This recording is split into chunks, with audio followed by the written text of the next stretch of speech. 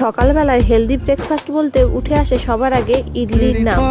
তো এটা যেমন গাট ফ্রেন্ডলি তেমন ডায়েট ফ্রেন্ডলি। এরকম সফট ইডলি বানাতে গেলে প্রথমে এরকম মেজারমেন্ট একটা কাপ নিয়েছি, 3 ভাগে 2 ভাগ ডাল নিয়েছি আর 2 কাপ পরিমাণ চাল নিয়েছি। নিয়ে ভালো করে ধুয়ে এতে জল দিয়ে 6 ঘন্টার জন্য ভিজিয়ে রেখে দেবো। 6 ঘন্টা পরে চালটা ভিজে গেলে মিক্সিং জারে দেবো আর চিড়ে দিয়ে ভালোভাবে মিক্স করে ব্যাটারটাকে 12 ঘন্টার জন্য বসতে দেবো। এরপরে ইডলির যে ছাঁচটা আছে সেটা জল বসিয়ে গরম হতে দেবো আর ব্যাটারে লবণ দিয়ে এই ছাঁচে সবকটাকে আমি ব্যাটার দিয়ে ভর্তি করে আধ ঘন্টার জন্য ঢাকনা দিয়ে ভালো করে ভাপিয়ে নিলে তৈরি হয়ে যাবে আমাদের ইডলি।